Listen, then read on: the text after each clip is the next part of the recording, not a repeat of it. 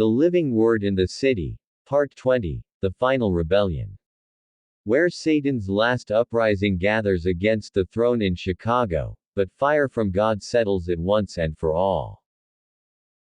Episode 153, The Whispers of War.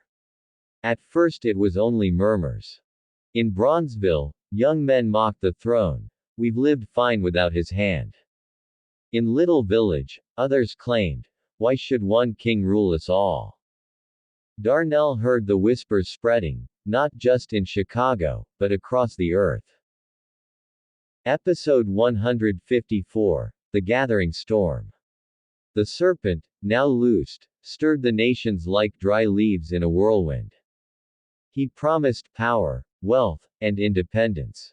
From every continent, armies began marching, their banners carried by deceived kings. They called themselves, the Free Peoples. Episode 155, The Fall of Friends. Alicia wept as even some who had grown up under the reign of peace turned against it. Former allies now scrawled graffiti across the city, no throne in Chicago. Darnell felt the ache of betrayal, watching neighbors he had loved lift weapons against the rider. Episode 156, Gog and Magog. On the lakefront, Darnell saw it. Endless multitudes, like waves upon waves, surrounding Chicago. The banners of Gog and Magog fluttered in the smoke-filled wind.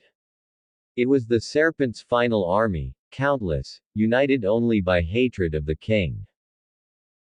Episode 157, The Last Prayer Meeting. In a hidden basement near 79th Street, the remnant gathered. Alicia's voice trembled as she read, when the enemy comes in like a flood, the Spirit of the Lord will lift up a standard against him. They prayed not for escape, but for endurance, knowing the fire of God was near. Episode 158, The Siege of the City. Armies closed in from the west, from the lake, from the sky. Tanks rolled through the South Loop. Jets circled above. But the rider did not flinch.